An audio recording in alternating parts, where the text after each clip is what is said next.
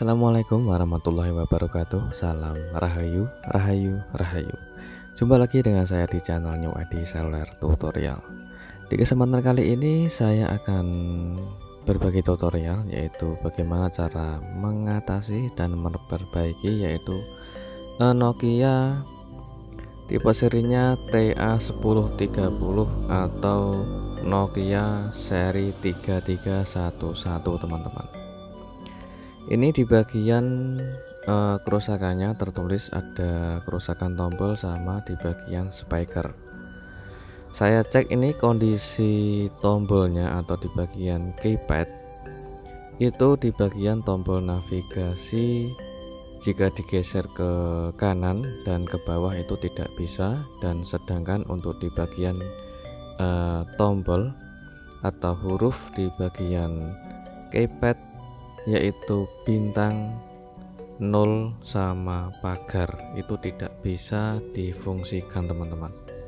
Jadi untuk tombol navigasi untuk digeserkan ke pilihan kiri, maksud saya pilihan kanan dan pilihan ke bawah, dan juga di bagian tombol bintang untuk angka 0 sama pagar itu tidak bisa berfungsi teman-teman.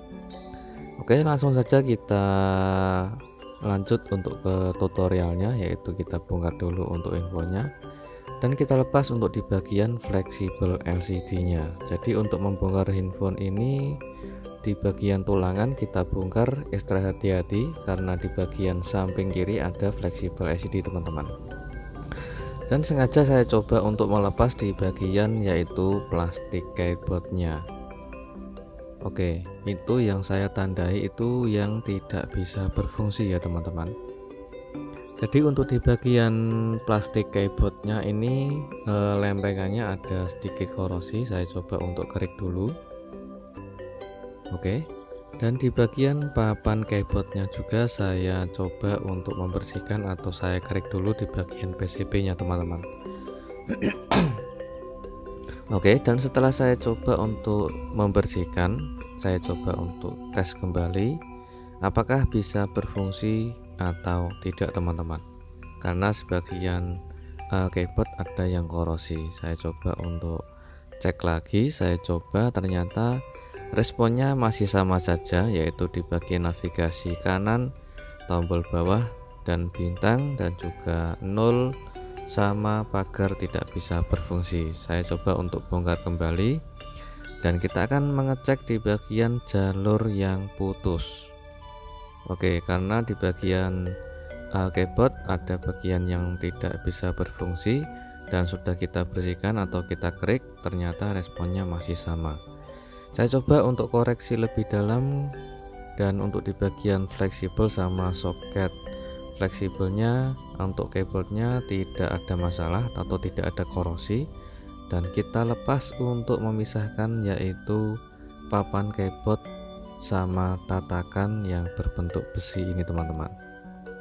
Oke, kita lepas untuk di bagian papan PCB keyboardnya dan kita lepas untuk di bagian fleksibelnya. Kita cek ternyata tidak ada korosi teman-teman untuk keyboard, dan juga di bagian soket fleksibel dan soket keyboardnya masih bersih, tidak ada korosi. Saya coba untuk cek jalur di bagian papan keyboardnya. Jadi untuk di bagian navigasi kanan, navigasi bawah, dan juga tombol bintang angka 0 sama pagar itu jalurnya jadi satu ya teman-teman. Dan saya koreksi lebih dalam untuk di bagian papan keyboardnya. Sengaja saya coba untuk membersihkan di bagian papan keyboardnya yang masih ada sisa lemnya teman-teman. Oke, perhatikan di bagian ini yang saya tunjuk itu adalah di bagian titik jalur navigasi kanan dan navigasi bawah serta tombol bintang, 0 sama tombol pagar. Itu adalah titik jalurnya teman-teman. Saya coba untuk kerik dulu di bagian titik jalurnya yang menuju di bagian soket konektor papan keyboardnya. Oke, kita akan cek untuk di bagian jalur ini yaitu di bagian dimana titik jalur yang kemungkinan putus. Kita coba tes.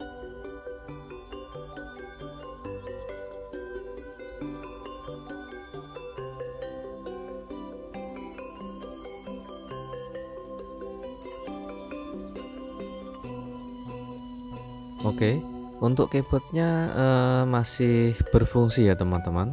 Jadi untuk di bagian jalur yang kita tes itu masih bisa berfungsi atau tidak putus, dan kita lepas untuk di bagian stiker yang menutupi, yaitu pin out jalur keyboardnya. Yang saya tunjuk itu adalah titik dimana jalur keyboard yang tidak berfungsi tadi, yaitu dimana tombol navigasi di bagian pilihan kanan, pilihan bawah, sama tombol bintang, huruf 0, angka 0 maksud saya, sama pagar. Oke, kita kerik dan kita kasih T0, dan juga kita siapkan untuk benang jumpernya atau benang penyambung, yaitu kawat tembaga yang kecil. Oke, kita sambungkan ke pin out atau jalur titik dimana jalur yang putus. Oke, kita letakkan dulu untuk di bagian fleksibelnya, kita pasang kembali. Untuk papan keyboardnya juga kita pasang kembali. Oke, jadi jangan pasang di bagian plastik keyboardnya ya teman-teman, atau di bagian plastik tombol keyboardnya. Kita pasang dulu untuk fleksibelnya, dan kita akan sambungkan ke titik yang sudah kita kerik tadi. Itu adalah dimana titik jalur yang putus. Oke, kita jumper atau kita sambungkan menggunakan solder. Dan untuk yang titik yang ada di keyboard, kalau bisa saran saya untuk mengeriknya saat kita kerik itu jangan sampai saat kita mengasih T0 jangan sampai kena ground ya teman-teman. Apabila kena jalur ground nanti tidak bisa berfungsi. Oke, setelah jalur kita sambungkan, kita akan hidupkan kembali infonya, dan kita akan mengecek apakah bisa berfungsi atau tidak untuk tombol yang putus. Oke, untuk di bagian bintang, angka 0 sama pagar bisa berfungsi, sedangkan untuk di bagian semua keyboard saya yakin kita tes dan bisa berfungsi. Untuk angka 1 sampai pagar itu bisa berfungsi dengan normal ya teman-teman. Wes, kita akan coba untuk di bagian navigasinya. Oke, untuk di bagian tombol navigasi pilihan bawah dan pilihan kanan, alhamdulillah sudah bisa berfungsi dengan normal. Oke, saya coba untuk tampilan menu yang kelihatan jelas. Untuk di bagian navigasi kita tes untuk keseluruhan, yaitu di bagian navigasi atas, bawah, kiri, dan kanan. Alhamdulillah bisa berfungsi. Dan sedangkan untuk di bagian angka 1 sampai pagar, alhamdulillah bisa berfungsi dengan normal. Jadi untuk tombol bintang, angka 0 sama pagar, alhamdulillah bisa berfungsi ya teman-teman. Dan sekarang kita akan tes di bagian speaker atau di bagian buzzernya. Oke, untuk buzzer ini kelihatan atau kedengeran, tapi tidak terlalu keras teman-teman. Oke, jelas ya. Untuk speakernya kurang jelas. Jadi untuk di bagian buzzer atau speaker MP3 itu bunyinya kurang keras teman-teman. Kemungkinan besar untuk di bagian buzzernya bermasalah. Kita coba untuk bongkar lagi. Oke, kita lepas tulangannya dan perhatikan di bagian ini solasi yang menutupi, yaitu kabel jumpernya, agar tidak mudah putus ya teman-teman. Kita lindungi menggunakan lakban. Dan kita lepas untuk di bagian membongkar, yaitu speaker atau buzzer MP3 nya.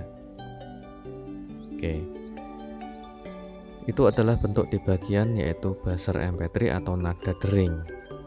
Kita akan siapkan untuk spare part yang baru atau speaker yang baru.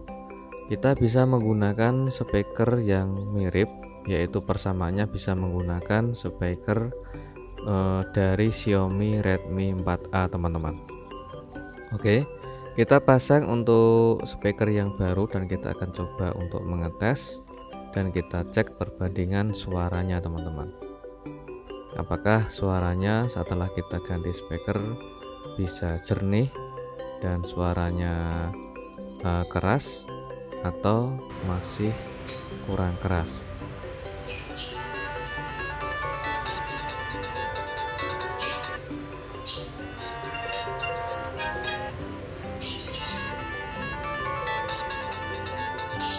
Oke, alhamdulillah untuk suaranya sangat keras ya teman-teman.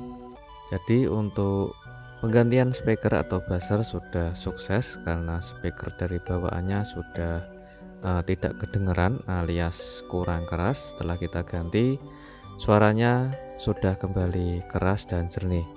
Sedangkan untuk bagian keyboard sudah normal. Dan gitu aja untuk tutorial kayak ini, semoga sahabat bermanfaat. Assalamualaikum warahmatullahi wabarakatuh. Coba lagi tutorial berikutnya. Salam rahayu, rahayu, rahayu.